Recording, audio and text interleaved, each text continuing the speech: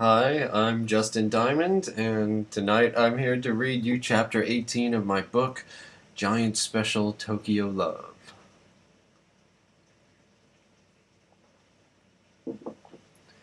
I got to the door of Honcho Sho with a pair of cheap plastic sandals in hand. I was prepared for this moment, the moment I would have to cross the threshold and change my shoes. There was already a small army of shoes from the various teachers, littered among the small area designated just for shoes. Beyond it, at the entrance, on the other side of the building, were rows of cubbyholes where the students kept their shoes. There was a small wooden pallet on the floor. It was confusing, but as had explained to me earlier, the wooden pallet counted as being inside, meaning I wasn't supposed to step on it with my outdoor shoes. I threw the plastic sandals onto that before taking off my sneakers and stepping. Hold on. Before taking off my sneakers and stepping into the sandals. The teacher's room was upstairs. When I arrived and slid the door open, everybody working at Honchosho looked up to see me. Honchosho was an elementary school, the off-day school I taught at once a week. I didn't receive much of a greeting. The secretary looked up from pouring a glass of green tea. An older male teacher glanced up at me before shuffling some papers on his desk. The young, hot teacher didn't even bat an eyelash. It made me feel like a fly on the wall, not being acknowledged by my coworkers. It was my own fault, I knew, for not saying the proper Japanese greeting. I knew good and well that I was supposed to say, "Ohayo gozaimasu," when I walked into the room, say it a few tones higher than my normal speaking voice, all enthusiastically.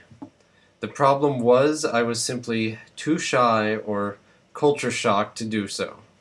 I mean, who does that? Who walks into work and shouts, "Good morning"? If Justin didn't do it in English, then Diamundo Sensei couldn't do it in Japanese. Sneaking in silently was much more appealing. A glance at the clock revealed that I was late. I only had 3 precious, crucial minutes before the bell would ring. I needed to be ready. Ready meant lesson plans. Lesson plans. Sometimes the only teacher in the entire school who spoke English, Kanagawa Sensei, left me lesson plans on the table. I would use those plans for the entire day if I could.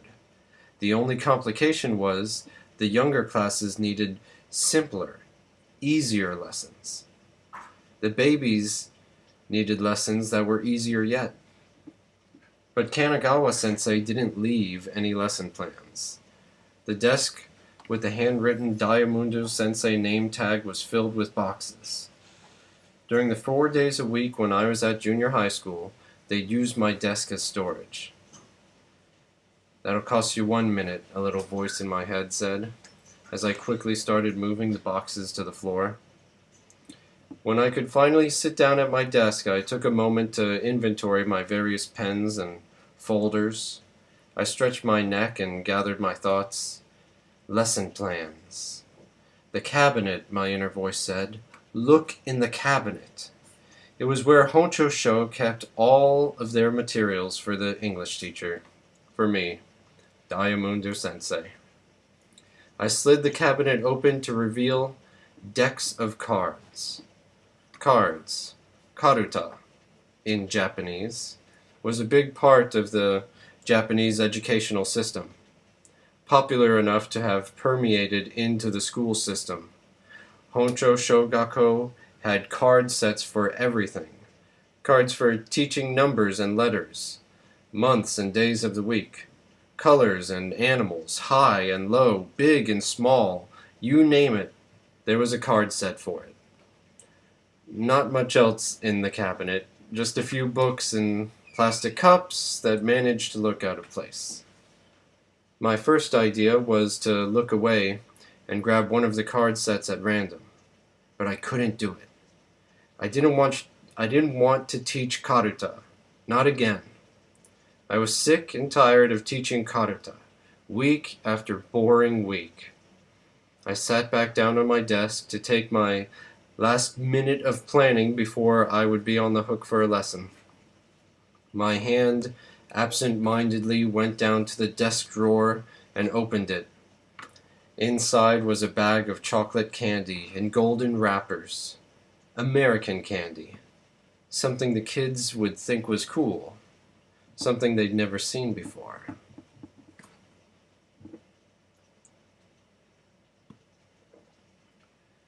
At 3 minutes before the bell was supposed to ring, Kubota-sensei saw Diamundo-sensei enter into the teacher's room, and she remembered. It was her day to have class with the English teacher from America. She was going to be late. Really late. 5 minutes after the bell, her class was still rowdy. These fourth graders, she thought. She hadn't been tough enough on them at the beginning of the school year. It's better to start tough and ease up than to start easy and have them get naughty on you. That was exactly what they had done. She had only just calmed them down, shouting, "Kobayashi, put away those cards," and "Stop trying to cut her hair with scissors, put them away or they're mine." She had only just finished with the morning announcements when Diamundo-sensei flashed across her mind again. He was still waiting in the teacher's room, as was the custom, until she sent a pair of students to go get them. "Hasuda, Shiraishi, it's time for English class with Diamundo-sensei," she said in Japanese. "Okay," was the student's reply. Hasuda and Shiraishi were nice girls and best friends. Kubota-sensei had chosen them because they were fairly reliable and wouldn't give her trouble about doing the chore like some of the boys would have. They slid open the rear classroom door, the student door, stepped out and slid it shut again.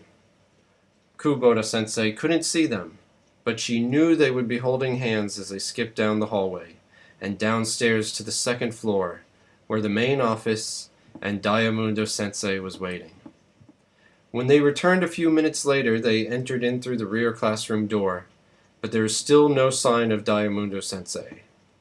For a moment, the class volume lowered in anticipation, and Diamundo-sensei stepped into the room all at once in a practiced, fluid, almost acrobatic maneuver. One moment he wasn't there, and the next he was, smiling, waving, shouting, "Hi! Hello!" After the initial fanfare died down, the class got silent and prepared for the greeting. Diamundo-sensei stood ready to deliver the official start of the class. For a moment, everything was quiet. In English. "Good morning, class," Diamundo-sensei said. "Good morning, Diamundo-sensei," they cheered back in chorus. "How are you?" "I'm fine, thank you. And you?" The class pronounced this last word, "you," in comic exaggeration, their voices going up higher and higher in pitch. One of the points taught to them was that the tone of a question sentence should go up.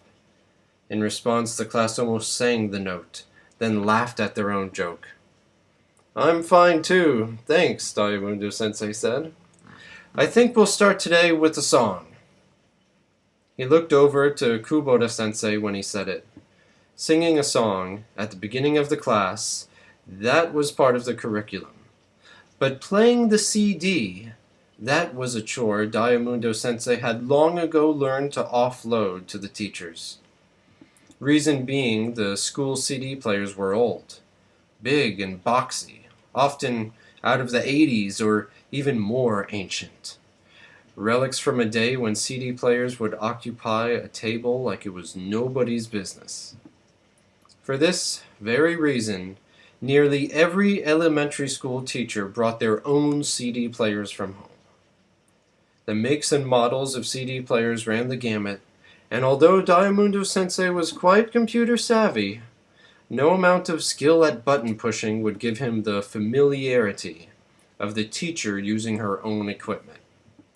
So he gave the CD to the teacher, Kubota Sensei, huddling with her for a moment to discuss the track. "What song should we play?"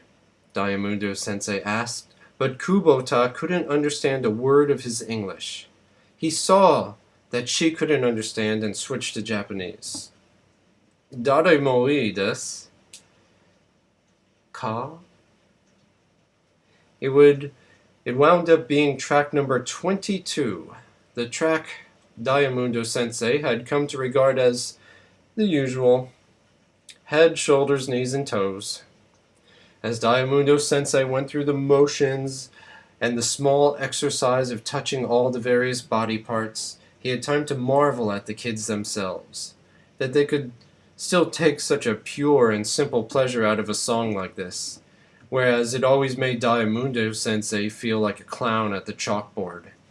The Japanese teacher usually didn't dance, and Kubota was no exception.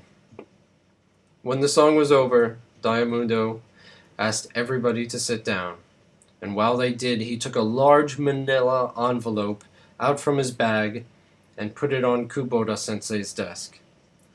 He turned back to the class and said, "I'd like to do a magic trick." "Magiku?" asked one of the students, repeating the word magic with a thick accent. "Yes, magic," Diamundo Sensei said, and started pushing an unoccupied desk from the corner of the room to front and center, where it would serve as a stage. He made a second trip for the chair and took a seat. "I have 3 cups," Diamundo Sensei said, as he removed them from his bag. "3 cups," he repeated. Kubota Sensei scanned the faces of her kids. They were following. "I also have," Diamundo Sensei said, rummaging again in his bag, drawing out the moment, "candy." The word hung heavy in the air. Candy. These 4th graders might not have known much English, but they knew that word. Diamundo Sensei held the chocolate aloft as he said it, showing the class a rare American treat that none of them could recognize. American candy, like everything else, was sweeter than its Japanese counterpart. The kids knew it. Their eyes followed the golden foil wrapped sweet as he presented it to the class for all to see. "I'm going to put the candy under one of the cups," Diamundo said, as he performed the action. "You have to tell me which cup. Left, right, or middle?" He got up to write this last part on the chalkboard. "Which cup? Left, right, or middle?" "Class, repeat after me." Diamundo Sensei made them repeat the words several times, setting them up to play the game. "Okay, are you ready?" Diamundo Sensei asked. "Yes," they replied in chorus. He took his seat at the desk again and placed the candy under one of the cups for all the class to see. Then started mixing the cups as fast as he could, swirling, mixing, changing, doing fake-out moves as the children strained to keep their eyes on the prize. Some of them held their fingers up to trace the position of the cup where the treat was. Among the swoosh of the cups, Diamundo Sensei took the cup with the treat and slid it slightly further back on the table so that the treat fell into his lap. He quickly hid it in the cubbyhole of the desk. "Hey!" shouted Shiraoka. He was easily the fattest boy in the class, and the most ornery. He also broke the no Japanese during English class rule when he continued.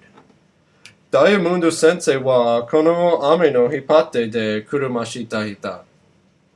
The whole class froze, as if that fat trouble student Shiraoka had found a magic pause button and pushed it. Diamundo sensei noticed that Shiraoka was sitting in the far left seat. He had the best angle to see how the trick worked. He saw as Diamundo sensei made the switch. What did he say? Diamundo asked Kubota. He looked over at her, made eye contact when he asked, but as soon as he saw her face he realized the futility of the action. Kubota was one of the teachers who barely spoke any English. He couldn't ever remember having communicated with her at all. She was clueless. Okay, class. Which cup? Diamundo sensei asked. Slowly, tentatively, hands went up. It was not the enthusiasm he had hoped for. He called on one girl. Midoru? She asked. Diamundo sensei shook his head. No, you have to say middle. Middle? Middle. Middle? Diamundo sensei lifted the middle cup to reveal nothing. Maybe there was still some magic left in the trick?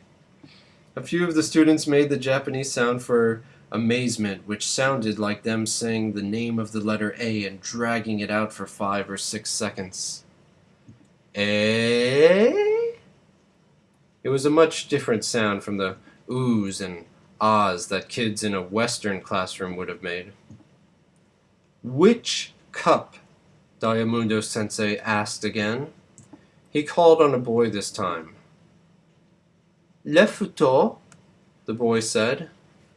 After Diamundo sensei had coached him through a halfway decent pronunciation, he lifted the cup. Nothing. Diamundo sensei wa uso moi desu yo, repeated an emboldened Shiraoka. Which cup? Diamundo sensei asked the class again, which was kind of silly since there was only one cup left. He called on a girl. Right, she said, pronouncing it well enough not to be corrected, and Diamundo sensei lifted the cup. Nothing there. No treat. It had disappeared. Magic. Ei janai ka wa boku no ichiban shikashi, Shiraoka said. Diamundo didn't know what it meant, but his guess would have been, I told you so. Diamundo stood up and addressed the teacher. Kubota sensei, what's in the envelope? He asked. Judging by the blank look on her face, she didn't get it. The envelope, he repeated, pointing at it. She touched the envelope, and Diamundo sensei encouraged her with a yes, yes. Kubota opened the envelope, reached in and pulled out the American gold foil wrapped candy, or, obvious to everyone now, a candy identical to the gold foil wrapped candy Diamundo sensei had presented a few minutes ago. They made eye contact, Kubota and Diamundo sensei, and for the first time there was understanding between them. Together they burst into laughter so contagious it caught across the entire class. It continued for several minutes, and when it finally did die down, Diamundo sensei was overwhelmed with how much he missed it, how much he yearned for it not to die but continue on. His face lit up, and he did the little dance that went with Panda Unagi Koala, the song from the children's show, which the elementary school kids recognized at once. Unagi? Asked a cute little schoolgirl at the desk in front of the class. Unagi janai no, usagi desu. The girl continued to correct, the correction bringing the class to a crescendo of laughter. Diamundo Sensei had said unagi, eel, instead of usagi, rabbit, turning the song into panda, eel, koala. The kids loved it. He went through the dance again. Panda, he said, putting his hands up to his eyes like binoculars to stimulate the koala's fur. Unagi, he said, making the mistake on purpose, putting his hands up, but instead of bunny ears, he made a long triangle shape and wiggled. He was an eel. Koala, he finished, but the class was already laughing so hard that they didn't stop until after the bell. All right, thank you all for listening. I'll see you next time.